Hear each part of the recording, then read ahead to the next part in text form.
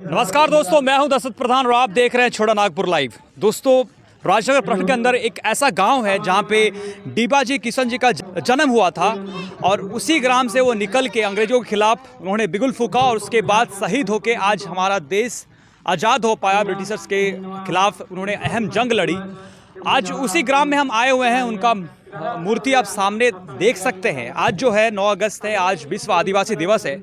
आज का दिवस में इसी उपलक्ष्य पर यहाँ पे जो टाटा स्टील फाउंडेशन के सहयोग से यहाँ के जो आदिवासी हैं उनके द्वारा एक कार्यक्रम रखा गया है। किशन जी को श्रद्धांजलि अर्पित करते हैं, आदिवासियों को याद करते हैं और आदिवासी की जो परंपरा है उसे आगे किस तरह बढ़ाया जाए उस पर चर्चा करते हैं। आदिवासी परंपरा, आदिवासी जो नृत्य होती है उसके साथ ये जो है कार्यक्रम शुरू होता है और उसके बाद लगातार हमें लगता है रात भर इसकी कार्यक्रम चलती है। यहाँ एक खास पहचान देखने को मिलती है। यहाँ आपको बताया कि चारों तरफ जो आदिवासी घर हैं वहाँ पे जो आदिवासी पारंपरिक तरीके से जिस तरह पेंटिंग्स की जाती है घर में वो यहाँ दिखती है। एक आदिवासी प्रॉपर आदिवासी गांव है जिसमें आदिवासी परंपरा, आदिवासी वेशभूषा से लोग रहते हैं, पारंपरिक तौर तरीके से रहते हैं और नेचर का गोद में रहते हैं, प्रकृति के साथ रहते हैं। प्रकृति के साथ जो भी प्रकृति से जो मिलती है उसी से ही अपना जीवन यापन करते हैं।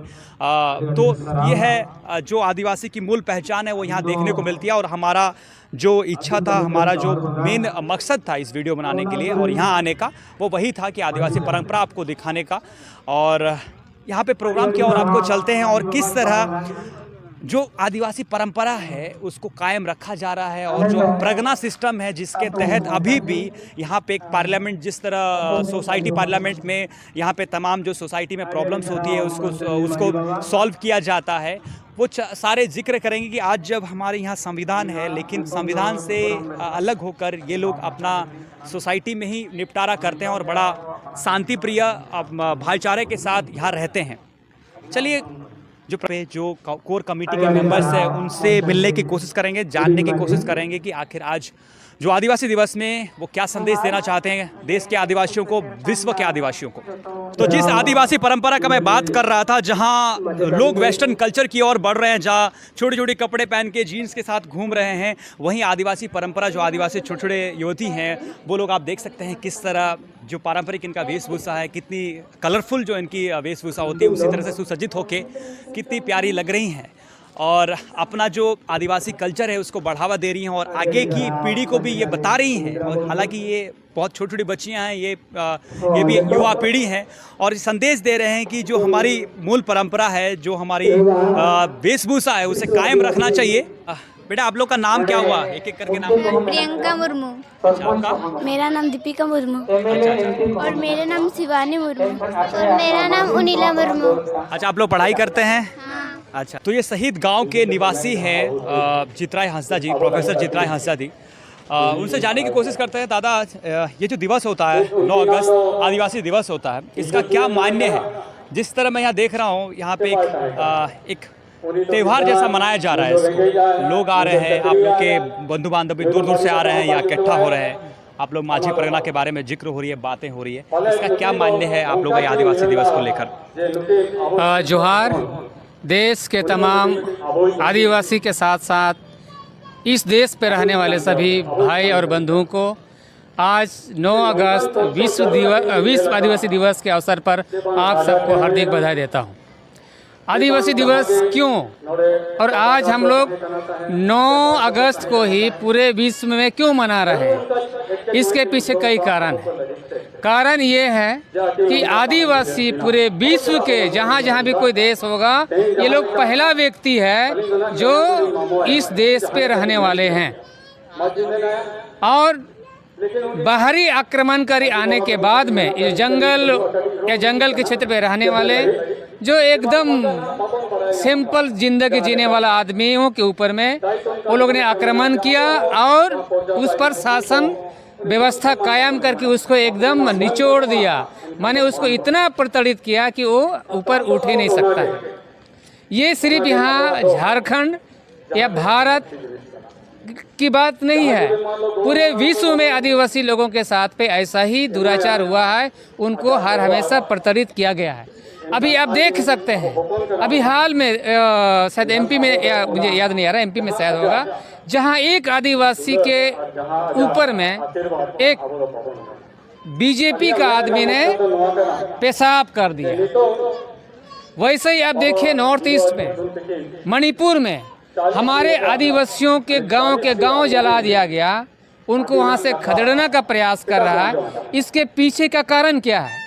इन सारे कारण है इस जमीन में रहने वाला खनिज संपत्ति, इसका मूल कारण है। तो वर्षों से हम जहाँ रहते हैं, क्योंकि जल जंगल जमीन हमारा है, हम कहते हैं, और यही हमारा दुश्मन भी बन गया है। और यही वजह है कि जो पूंजीपति लोग इसको ग्रहण करना चाहता है और किसी भी तरह से वो लोग हमको वहाँ से हटाना चाहता है, तो कब्जा करना चाहता है। इसीलिए बड़ी दुर्भाग्य की बात है, भारत देश में भी हम आदिवासियों को आदिवासी नहीं माना गया है।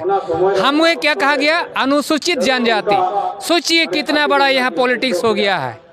हम एक आदिवासी है और आदिवासी को नाम बदल दिया कि अनुसूचित जनजाति। इसीलिए जयपाल सिंह मुंडा ने कहा कि आदिवासी है, आदिवासी का दूसरा कोई नाम हमें स्वीकार नहीं है। यूएनओ में भी भारत के जब प्रतिनिधि गया था तो उन लोगों ने ये कहा कि भारत में आदिवासी नहीं रहते हैं। अगर वो लोग स्वीकार करेगा कि भारत में आदिवासी रहता है तो यहाँ आदिवासियों को जो हक और अधिकार बहुत सारा जगह में उसको देना पड़ेगा। मसलन आपको राज्यपाल, राष्ट्रपति या ऐसे कई उच्च पदे हैं जहाँ पर आदिवासियों के लिए उसको अलग से कानून बनाना पड़ेगा।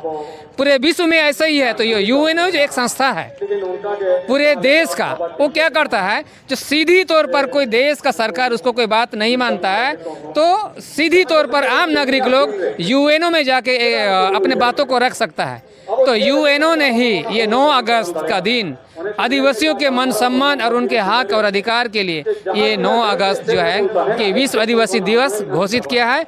और ये उस समय से लेकर भी लगातार हम लोग विश्व आदिवासी दिवस 9 अगस्त को ही मना रहे हैं। जिस तरह सांथाल परगना हुआ, आप लोग का जो स्वशासन हुआ सोसाइटी में, ये स्वशासन आप लोग किस तरह कायम कर रहे हैं? और दूसरा बात है कि सबसे बड़ा बात है कि अभी जिस तरह नए नए कानून की जिक्र हो रही है, पर्टिकुलर एक कानून की नहीं बात करें, सरना कोड की बात करें, आप लोग मांग कर रहे हैं, तो ये सुशासन को जो है नीति है, ये आप लोग किस तरह आगे इसको कायम करके रखेंगे? जिस तरह लग रहा है कि हमें इसके ऊपर भी आक्रमण होते हुए नजर आ रहा है।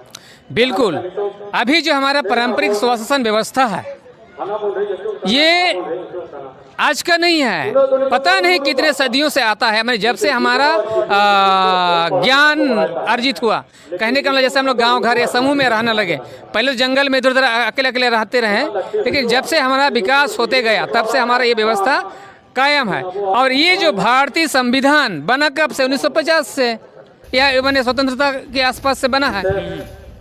तो ये जो शासन, हम तो पुराने ये, क्योंकि हम लोग यहाँ पर बहुत सारी जो चीज़ें हैं हमारे चीज़ों को यहाँ रखा नहीं गया है।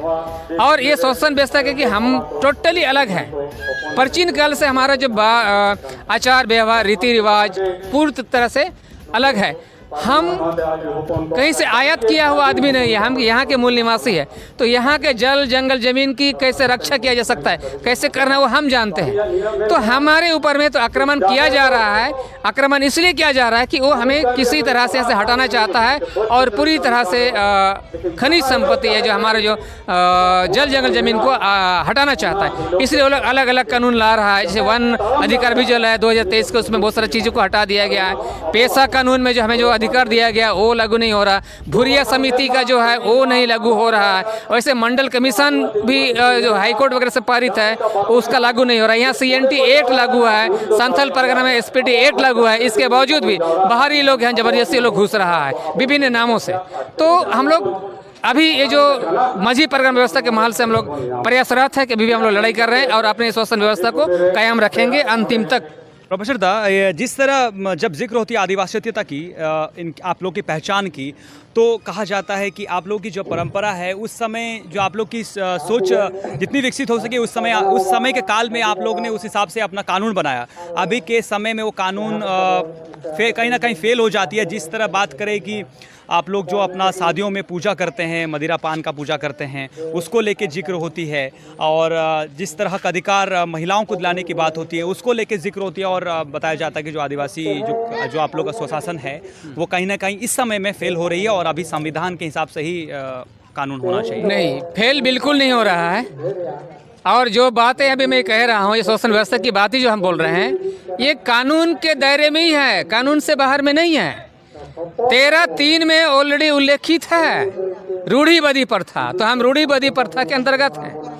लेकिन आज जो क्या है कि लालच या कहो या कि हम लोग तो एकदम क्या बोलते, बहुत ही सिंपल आदमी है ना, ज़्यादा बोलते नहीं है, बोल नहीं पाते कहने। तो ये जो बाहरी लोग का जो है जबरदस्ती अतिक्रमण कर रहा है, इसलिए लोग कहते हैं कि असंवैधानिक है। असंवैधानिक कैसे है भाई, बताइए तो। 13(3) में तो संविधान में तो लिखा गया है 13(3) में रूढ़िवादी प्रथा, तो हम तो उसी तो ये कर रहे हैं ना। हम नॉन जुडिशियल है, जुडिशियल नहीं है, और हम खुद कानून बना सकते हैं, खुद चला सकते हैं। लेकिन क्या है यहाँ पर कि ये जो आज का जो गोली और बंदूक के बाल पे कोई भी कहता है, तो क्या है कि अपना डर और भय दिखा के हमें ये कहता है कि तुम असंवैधानिक हो। नहीं, असंवैधानिक नहीं, बल्कि असंवैधानिक तो वो है। आप ये बताइए ना, CNT एक्ट जहाँ पर है वहाँ भाई गैर आदिवासी कैसे घुस गया?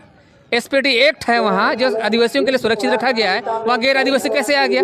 आप यहाँ लोकसभा और विधानसभा आप कैसे यहाँ पर चुनाव करा रहे हैं? अब यहाँ मुखिया का इलेक्शन हो रहा है, आप कैसे करा रहे हैं? जैसा है कि अनुसूचित क्षेत्रों में आप इलेक्शन नहीं हो सकता है, तो ये कौन सा व्यवस्था है जो आप इलेक्शन करवा रहे हैं? तो ये सारे चीज़ें हैं। लेकिन वो जो है कि जो उनके पास पावर है, पावर किस चीज़ की है?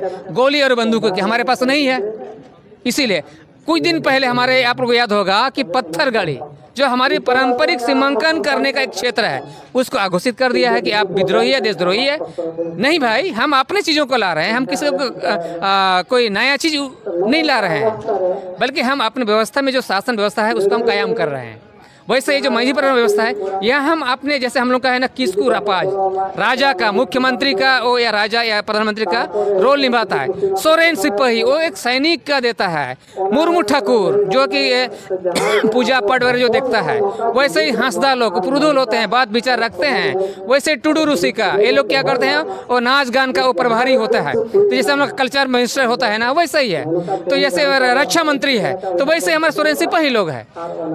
बेसरा बायर वो लोग लड़ाकू है, सैनिक है हमारे। तो ऐसे हम लोग का बांटा हुआ है। हम अपना समाज को कैसे सुरक्षा रख सकते हैं, वो हमें हमारे पीढ़ियों ने अच्छी से बता दिया कि आपको कैसा करना है। जहाँ तक बात आती है सरना धर्म की, हमारे पूर्वजों ने कहा कि आपका धर्म सरना क्यों है। प्राचीन काल में ये कहा जाता है कि गांव कैसे बसाया जाता है। तो गांव बसाने का एक प्रक्रिया होता है। तो उस समय हम लोग एक तीर धनुष छोड़ा था। तीर धनुष कौन था? मरंगबुरु के आदेश से उसने कहा था कि आप लोग जहाँ तीर चलाओगे और जहाँ गिरेगा, जिस जगह पर गिरेगा आपको वहीं पूजा पाठ करना, वही आपका धर्म है, वही पूजा स्थल है। तो क्या है कि कई दिनों तक उसको ढूंढ नहीं पाया। तो लड़की लोग जब कारका करने गया था जंगल में, तो लड़कियों को मिला कि ये सरना है। सरना माने तीर यहाँ घुसा हुआ, तो वो कैसी में था? साल का पेड़ में घुसा हुआ था। तो उस समय से हम लोग साल पेड़ को बहुत पवित्र मानते हैं, और उस समय से हमारा नाम हो गया है सरना और सरना धर्म। जिस तरह जिक्र होता है, आप लोग आदिवासी समुदाय से काफ़ी लोग जो है वो दूसरे जात में कन्वर्ट हो जा रहे हैं, और धीरे धीरे आप लोग का परंपरा को छोड़ रहे हैं। इसको लेके आप लोग का जो प्रगना सिस्टम है, इसमें किस तरह आप लोग इसको कायम रख, मतलब संदेश क्या देना चाहते हैं, और किस तरह आप इसे कायम एक जो कानून है इसको और सुदृढ़ बनाना चाहते हैं, ताकि जो आप लोग का जो समाज है वो टूटे बिगड़े नहीं। आज जो यहाँ जो विचार गोष्ठी हो रहा है, उसी चीज़ को हम लोग करने का प्रयास कर रहे हैं कि ये हम लोग और कैसे सुदृढ़ कर सकते हैं। ये जो आदिवासी शासन व्यवस्था जो है ना, दुनिया का सबसे अच्छा शासन व्यवस्था है।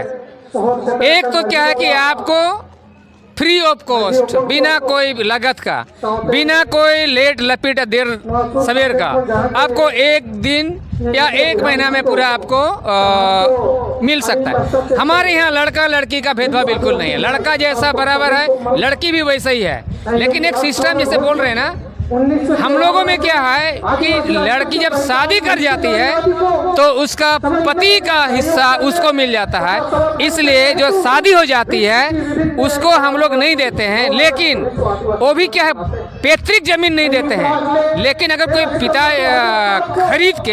खरीदता है तो वहाँ उसको मिल सकता है। अगर कोई जवान लड़की है, शादीशुदा नहीं है, तो उसका पूरा हिस्सा मिलेगा बराबर। तो हम लोग में है कि बिना पैसा का, बिना भेदभाव का विचार विमर्श किया जाता है। तो हम लोग इसको आज जो क्या है कि कुछ लोग चमक दमक के वजह से कुछ लोग दूसरी चीज़ों को आकर्षित करता है।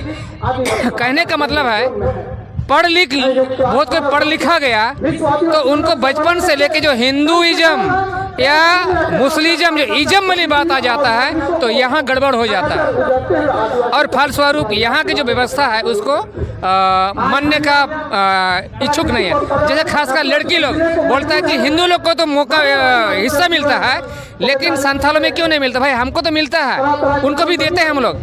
शादी करने के बाद में हम लोग कहता में 7 शादी करने के बाद भी लड़की वापस आती है और उसको हिस्सा मिलता है। या किसी दूसरा समुदाय में ऐसा होगा वो एक बार शादी किया तो दोबारा घर में कोई हिस्सा नहीं मिलेगा। हम लोग में 7 बार तक शादी कर सकती है लड़की, वापस आती है फिर भी उसको हिस्सा मिलता है। तो ऐसा में कहाँ मिलेगा। हम लोग में क्या नशापन ज़्यादा आ गया है, लेकिन हमारे पूर्वजों ने नहीं कहा कि आपको ऐसा नशा करना। हमारे में क्या जो पूजा वाला जो होता है आप वही को पीना है, आपको हमारा व्यवसाय नहीं करते हैं। ये जो जितना मांस मदिरा जो बात करते हैं ना, हम लोग व्यवसाय नहीं करते हैं। लेकिन क्या है कि जो पैसा जो व्यवसाय कर दिया कुछ लोगों को दिलो दिमाग में बैठा दिया कि व्यवसाय करना है, तो ये चीज़ें हमारा व्यावसायिक रूप से बना दिया और जिसके वजह से ये गलत परिणाम आ रहा है। दादा आपका बहुत बहुत धन्यवाद। आदिवासियों के बारे में जानने के लिए हमें आपसे एक बार फिर मिलेंगे आपसे और विस्तार से जानेंगे, क्योंकि जिस तरह इनका प्रगना सिस्टम है, जिस तरह ये लोग सोसाइटी में खुद ही आपस में सलाह मशवरा करके सारा चीज़ सुलझाते हैं, वाकई में ये बहुत ही अद्भुत चीज़ है। आप लोग अभी भी बहुत कम ही मामलों में आप लोग का प्रशासन की आप लोग हेल्प लेते हैं, मदद लेते हैं। तो जो आदिवासीता है उसके ऊपर हमेशा से बहुत सारी सवाल उठते रहती है और सबसे बड़ा बात है थी कि जब ये सवाल उठती है अभाव जानकारी के अभाव के कारण इसे बहुत ज़्यादा बरगलाया जाता है और बहुत ज़्यादा अलग अलग ढंग से इसे पेश करने की कोशिश किया जाता है। तो वैसे लोगों से जैसे प्रोफेसर दा से जुड़ने के बाद हमें बहुत कुछ जानकारी आदिवासीता के बारे में मिलती है। हम इनसे पुनः मिलने की कोशिश करेंगे। आप चैनल पे जुड़े रहिएगा और इस गांव में हम दोबारा आएंगे। यहाँ की जो ये बताऊँ कि शहीद गाँव है, यहाँ पे एक बहुत सारा अच्छा सिस्टम है यहाँ पे। और डीबा किशन जी का यहाँ पे जन्मस्थल था और उसके बाद उन्होंने निकल के अंग्रेजों के खिलाफ लड़ाइयाँ भी की और ये शहीद ग्राम का नाम में इसे प्रसिद्ध किया। दादा आपका बहुत बहुत धन्यवाद हमारे चैनल से जुड़ने के लिए।